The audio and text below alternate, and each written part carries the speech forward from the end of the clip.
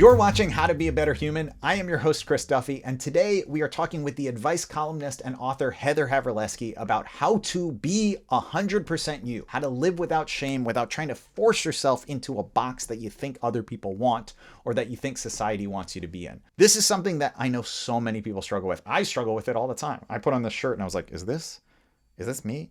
Am I trying to be someone who I'm not? Do I wear shirts like this? And you know what? The point is not about the shirt. Probably in the comments, people are going to say, you shouldn't have worn the shirt. And that's okay. The point is, it's not really about the shirt. It's about how do we live in a way that is true to our own desires and our own internal reading of who we are, rather than trying to meet up with some external expectation. When you try and pretend that you're someone you're not, it just inevitably falls down around you. And Heather Havrilesky is there to help you figure out how to be who you really are. Hi, I'm Heather Havrilesky. I'm the author of 4 books, most recently Foreverland on the Divine Tedium of Marriage. I write the advice column Ask Polly, which is on Substack, and I also write a newsletter called Ask Molly, which is written by Polly's evil twin. I think of you sometimes in some ways as like the poet laureate of being yourself. Like you're allowed to be who you are and you don't have to feel ashamed of that. I feel like that comes up a lot in your writing, and you write about it so beautifully, both about your own personal experience, but in responding to people who are, genuinely struggling and really like suffering from trying to be someone who they're not. It's interesting. I think I've just had a lot of different experiences with being my complete self and being half of myself and being a third of myself. I started out in the world as someone who, I used to say I had a kind of a sociopathic streak to my behavior when I was really young, but it was it's a defense mechanism that you sometimes have if you are determined to have a kind of bluster and swagger when you're young. I wrote a cartoon when I was 25 for one of the first websites online, and my whole thing was, being kind of an asshole. My cartoon was about my coworkers. They loved it. They were all assholes. I rode that horse until it died. And then I had to reassess, and I had a bad kind of I would say like late 20s, early 30s kind of come to Jesus. Oh my God, I make everyone mad. No one likes me moment. I recognized that I was very insecure, a little narcissistic. I had a lot of different problems. I was definitely a drinker. I wasn't necessarily completely over the top with any of these things. I just didn't know who I was. And so I spent years rebuilding. Then I had kids, which incites its own kind of crisis of identity. I struggled a lot with mom friends, kid play groups, the social scenes that my kids chose that I didn't choose. That was hellish for me. I lived in the suburbs. And now I just 4 years ago moved to North Carolina from LA. So I'm undergoing this whole new, transformation, adjustment to Southern culture, adjustment to much more polite, much less extroverted culture. So I have been through the ringer. I've tried everything. I've failed at everything, and I am not really that naturally good at that many things. So that's at the heart of the whole column. It's just about being the joys and terrors of being humbled over and over again. Yeah, I think so much of what you're talking about, too, is at the core for me of like a good sense of humor. You can't really make a good joke about yourself unless it's true, right? No one laughs when you're like, I am so put together and I have my life on track. That's just not funny. I think being like able to look at yourself with clear eyes and then make a joke about it, that's to me at the core of like a really good sense of humor. Well, I wouldn't want to write an advice column where I didn't mock myself, make fun of myself, joke about things. It would be excruciating for me. In some ways, my sense of humor helps me in everything I do. I don't think that I would still be interested in writing Ask Polly if I couldn't swear and insult myself and go on tangents and do a lot of messed up stuff. And in terms of my personal writing, I don't know if it's that part of it is that Polly is sort of serious a lot of the time and earnest a lot of the time. And so people confuse, that with my tongue-in-cheek writing. They assume that I'm in earnest saying, for example, everyone hates their husbands. It must be so, as opposed to just love and hate are things that exist hand in hand. And being an artist includes hating yourself, and trying to create things is necessarily a battle of good and evil at some level. And day-to-day kind of trivial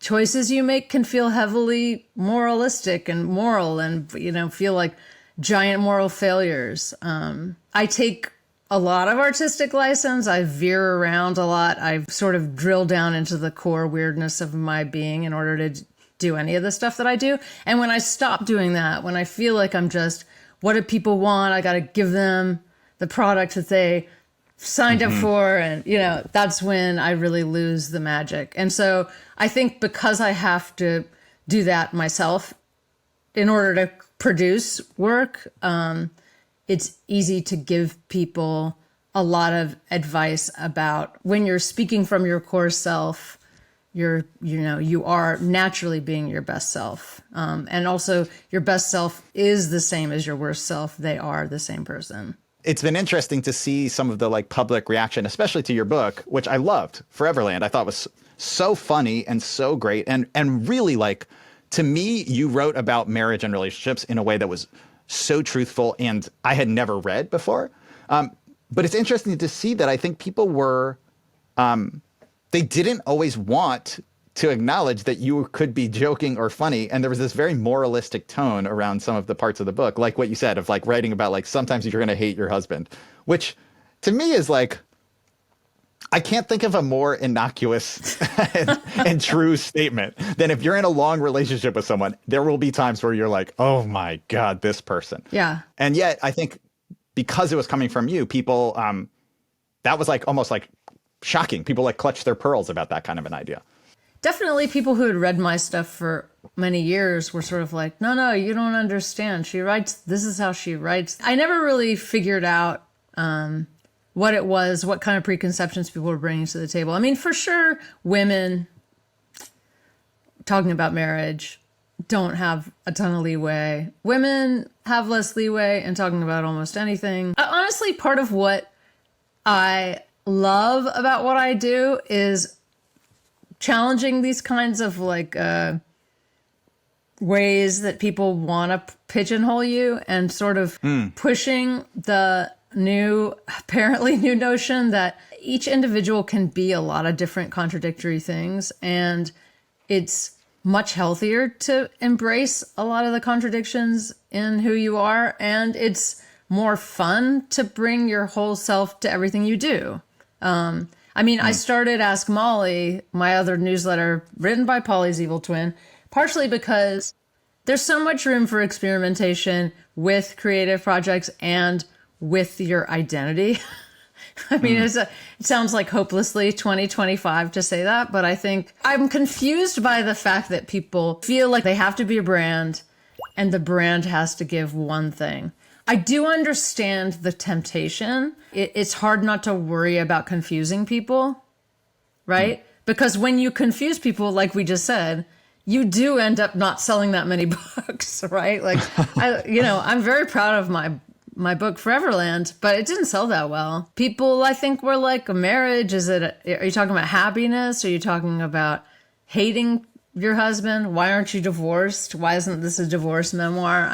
But I still feel like it's, one of the most powerful messages I have to share is that we cannot be tempted to turn ourselves into brands because we're hollowing ourselves out, when we do that. The more you bring your full self to anything you do, the happier that thing will make you and the more satisfying and the more brilliant the thing will be, I think it feels really in line with the arguments and the the points that, I think you make so persuasively across a lot of your work about being all of the complicated mess of yourself and not feeling ashamed of that. But people sometimes feel like especially because there's this, like, what are we putting out publicly and how will I build my career and my friends, and people want this thing from me. I have to have a thing.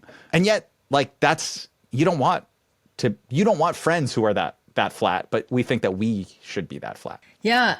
I think that's absolutely true. And I think that people are confused.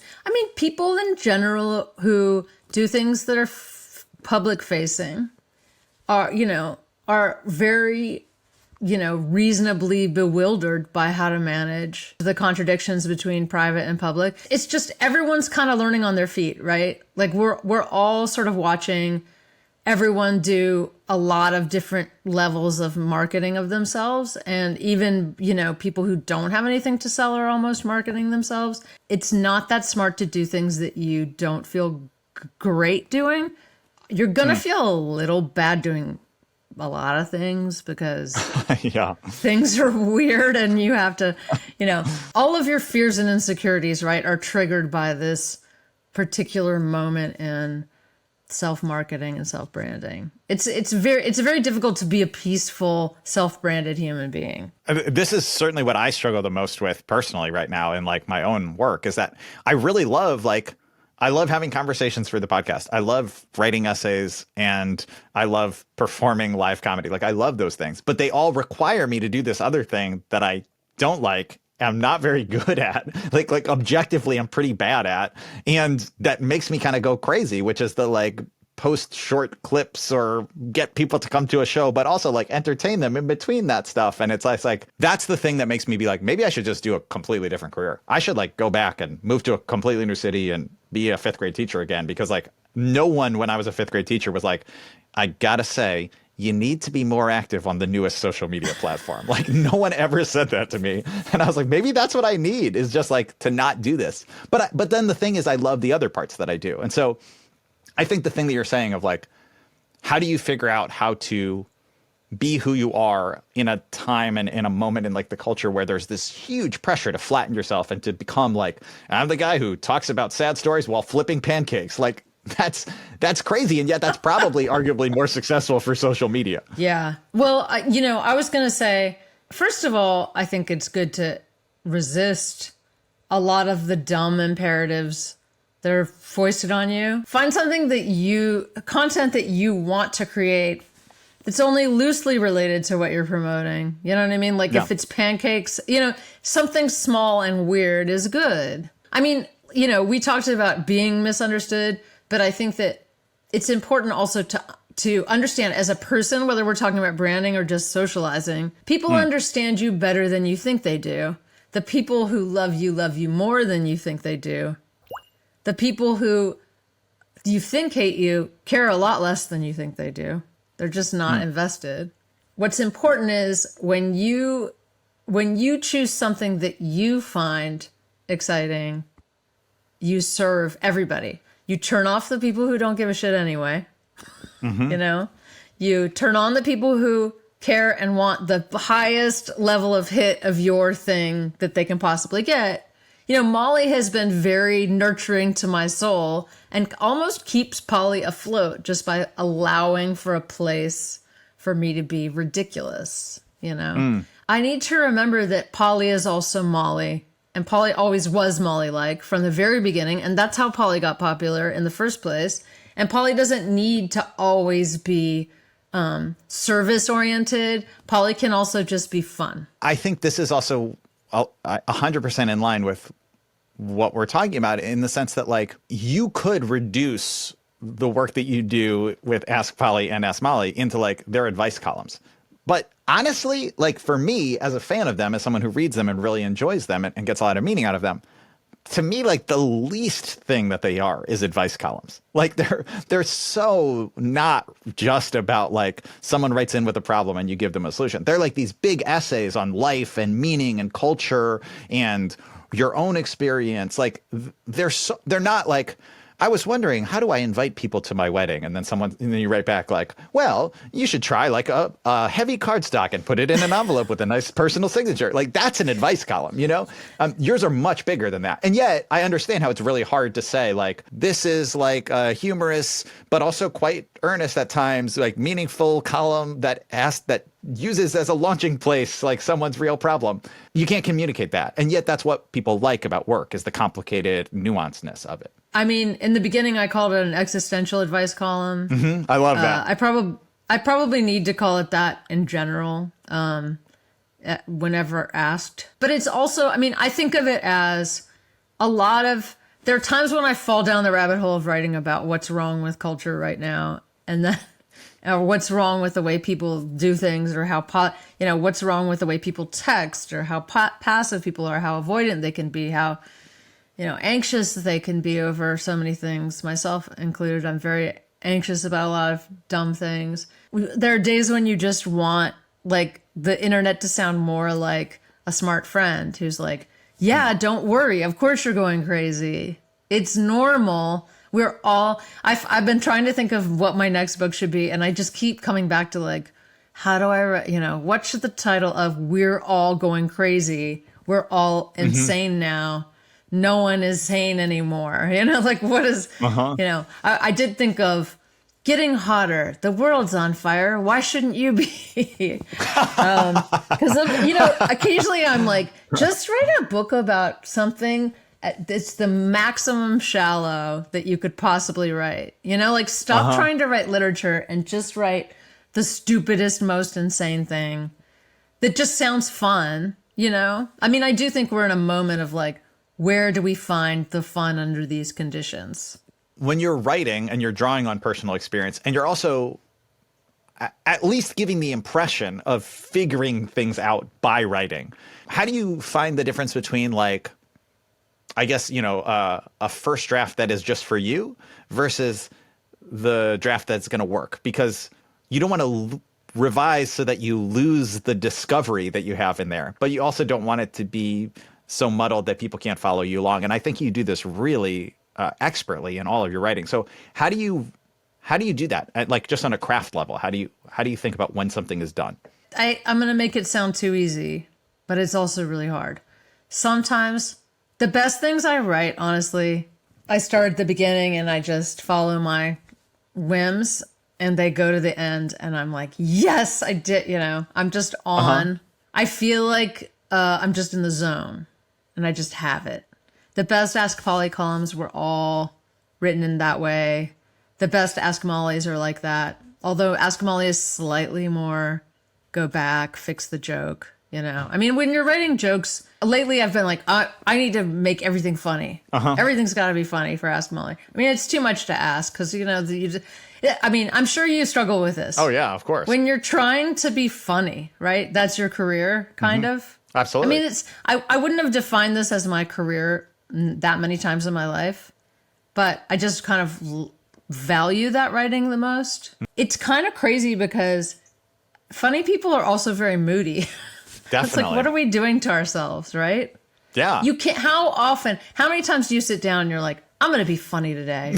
And you can do it. Oh, well, I was going to say very often the first part, very rarely the second part, where I'm like, I'm going to be funny, but then successfully doing it, almost never. Like sometimes if I'm trying to be funny or I'm trying to write something that's worthwhile and I just veer in the total opposite direction and just go negative, just dark, it can be funny too. Yep. Like you let some beast out and then you can, but it's almost like, you have to follow what you have inside. You have to follow your soul, You can't just force yourself to be one thing or another. But I was going to say that when you put funny stuff down, it's the start of something funny. You pick it up again, make it a little funnier. I mean, that's how I used to write my cartoons. Put it down, pick it up, write another joke, put it down. But I would say, though, that how do you know something's done? How do you get to the place where you're not over, second guessing yourself? I feel like sometimes you just write bad drafts of things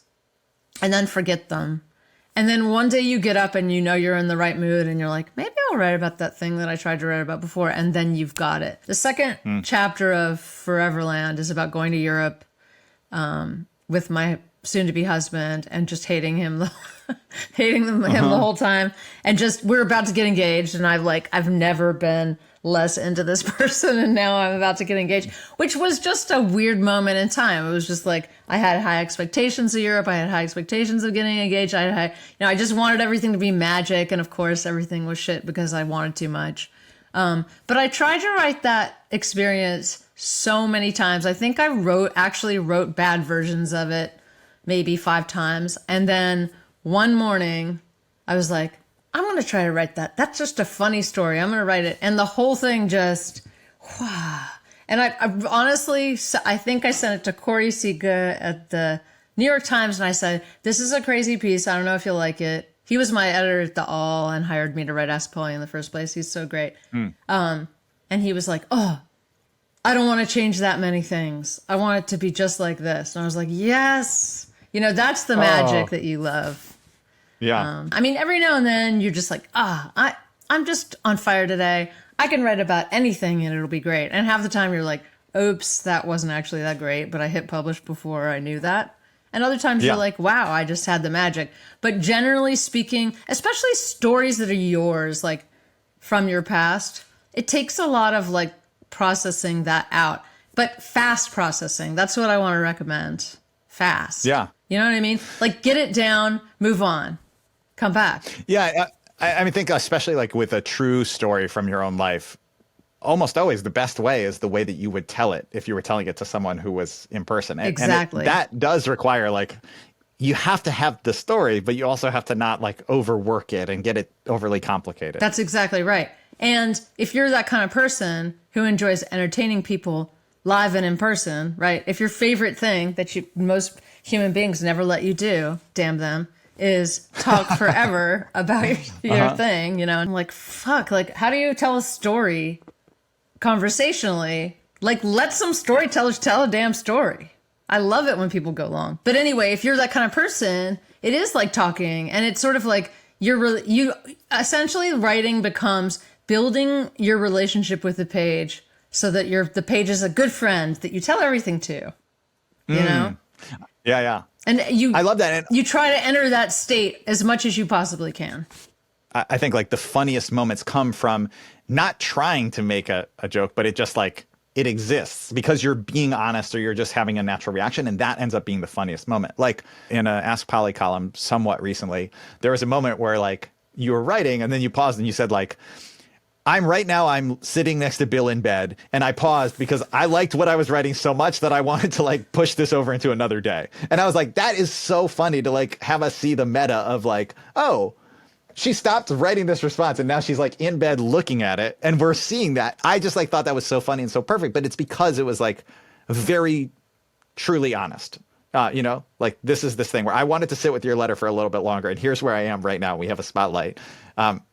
And I think whatever that moment is in people's writing where you get to see them, for me, that's what I live for when I'm reading people's work. Yeah, that's true for me too.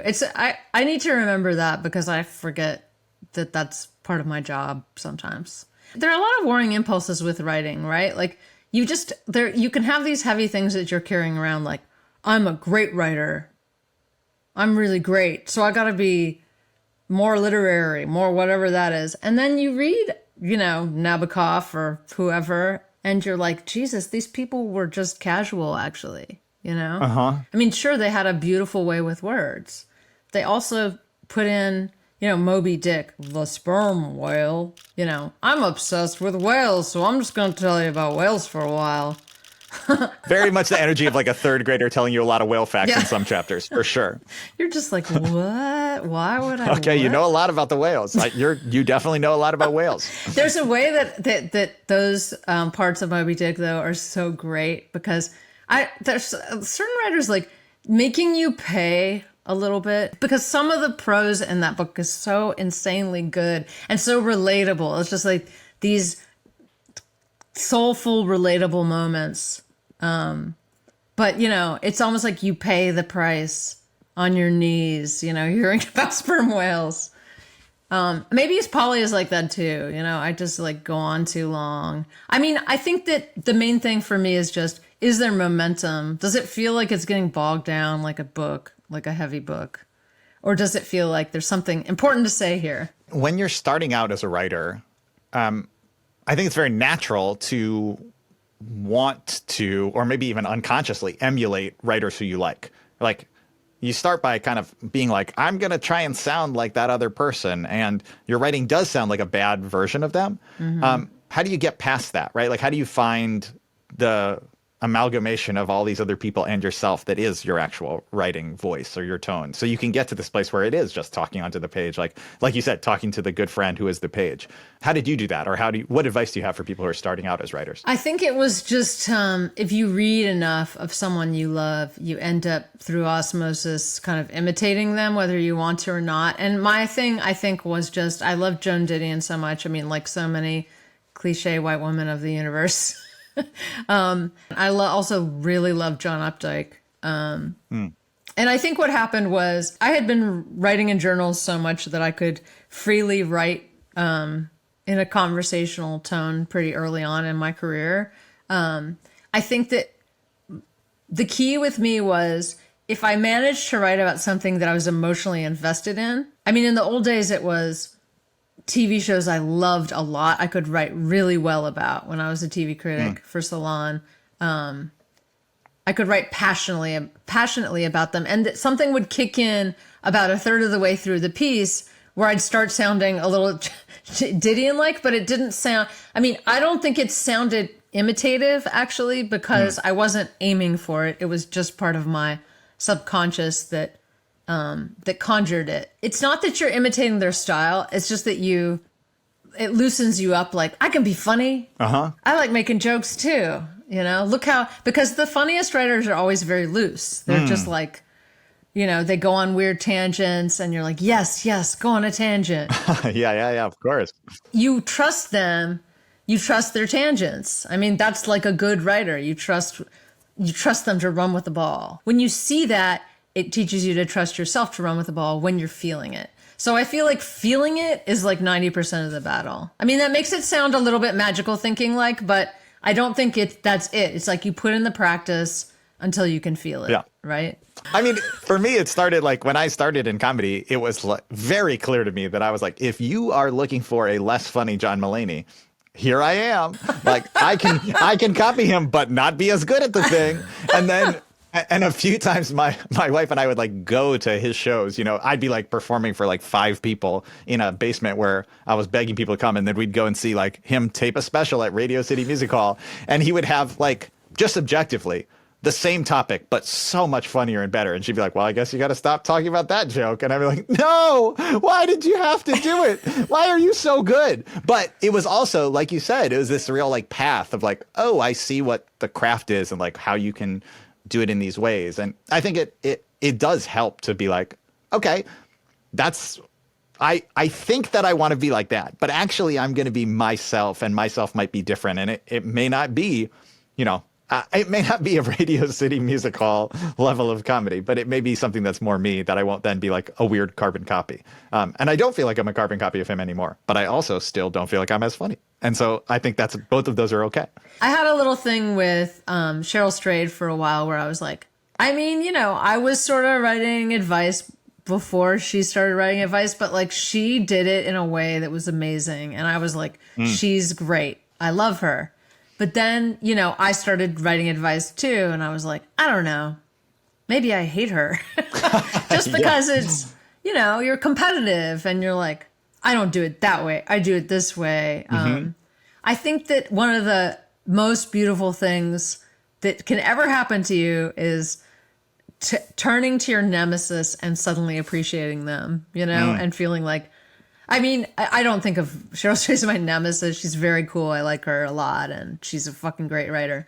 I have a friend who always says, ugh, someone wrote a female Frankenstein just like I wanted, you know. And I'm wait, I was working on a female Frankenstein too, you know. But she used to just write things off if she saw them in the culture. It was just like, ugh, that's been done now. And it's like, you're just, like you said, you're always going to bring your own weird shit to the table. You're always going to innovate. And the more you follow your own whims, I'm kind of just repeating what you said. No, I love this. That's my innovation. If there's one thing I love, it's someone saying back what I said. I love that. That's truly why I do what I do. Podcasting. It's a lot like Exactly. therapy. Oh, absolutely. Yeah. You say it back to me and I go, wow, you're brilliant. And then you say, you're brilliant. And then I say, you're brilliant. Thank you Yes. so much for having me. Wow. Oh my gosh. Thank you so much for being here. Well, actually, let's talk about like the podcasting and the advice column. Because one thing I think is interesting, especially about like, a show called How to Be a Better Human exists in this space that is like, I don't think of this as a self-help show, but it is in like a self-help adjacent place at the very least. And I'm sure that plenty of people do think of it as a self-help show. But there's this idea that's kind of implicit in a lot of self-help that's like, you need to change. You need to like make yourself better. You need to like do all this work to improve who you are. Maybe I'm putting words in your mouth, but I think that you have pushed back a lot on that idea of like, you need to be someone different and better than who you are. That in fact, probably what you need to do is to be exactly who you are and to understand that and accept that more. I always sort of flinched at the concept of living your best life, even though Oprah's awesome. I love Oprah. And obviously anything you come up with, other people are just going to kick it over and say, you know what I hate? Self-care. Self-care is bullshit. Every day you should do whatever. But everything is a balance. Okay. Today I literally wrote a Ask Polly column where I said, you know who Brian Johnson is? He's that longevity guy. Yeah. I said, we all have a Brian Johnson inside of us that we need to honor and respect. We all want total control and total perfection, and we all want to live forever at some level. And we're all a little self-obsessed that way. And we're willing to be hated at some level just to kind of honor that neurotic perfectionist inside us. But then the other side of that is you can't live there all the time or you turn into Brian. No offense to Brian Johnson, but you turn into Brian Johnson. I think we can give offense to him. That's fine. Brian, you can be offended. I'll say, at least on my part, you can be offended. He sets himself up to offend people basically at some level. Just as you have to honor that inner perfectionistic neurotic, you also have to honor the grumpy troll, bridge troll that lives inside you. And when you don't, you have to, and also invite the chaos of other human beings into your life where you become this isolated rich guy taking 200 supplements every day and working out and just, failing to connect with other human beings as well as you might if you just ceded some control, learn to surrender to the moment, learn to surrender to the awfulness of other people a little bit more often. So I feel like I have so many self-improvement impulses just poised and ready to go inside me that are just really awful. There was a time in my life where I was a little bit chubbier and I would look at myself in the mirror and I was like, I don't feel like myself. I don't feel like this is me. And it's like, that's not a good place to be. If chubby were myself, it would be great. I'd be able to eat more snacks. I would like it. It's just, you have to be true to whatever crazy mix of beasts exists inside you. A lot of the problem with self-improvement culture is that there's an inherent shame to believing that you should always be making progress in life. There's also just an inherent anxiety about it. It's depressing to think that you're supposed to always get better because people just don't do that. People don't understand that if you're not good to yourself, especially like if you don't learn to be good to yourself when you're younger, you grow up and have this like terrible, punishing, neurotic idea that you're supposed to keep improving. One of my main purposes in life is to just tell people, once you cut out the shame of not being this idea, this fantasy idea of what you're supposed to be, you're going to be 80 times happier. You just, and it's hard because you don't want to stifle people's ambition or their dreams. I mean, dreams are a huge part of feeling happy. Dreams in and of themselves can bring you satisfaction even when you don't achieve them, because it's just good to have dreams. They're good for you. They're part of your sort of like imagination and part of your ability to feel the possibilities in any given day, right? Very naturally ambitious, creative people have a lot of struggles for a very good reason. because you can't be Zen and be ambitious at the same time. You actually have to be both things. You have to be dark, light, optimistic, skeptical. You have to be all of it, you know? And you have to accept all of it and play with all of it to create. So, yeah, I'm pretty anti self-improvement. I don't think it's, on the one hand, I'm obsessed with it and I love it. But I think that the language of self-improvement is just lazy and sloppy, and it presupposes a kind of like capitalism of the soul, you know, where you're optimizing your product for the masses. I mean, there's nothing worse for you than that creatively. Heather Havrilesky, truly such a pleasure. I think you are also definitely the only person who has ever in the history of the show said the phrase, let your freaks out. And I love it. It was designed to start here. It's truly perfect. Thank you so much for being on the show. Really, this was great. Thank you. I had a really good time. It was fun. And I hope I can come back and let my freaks out again. I would love that.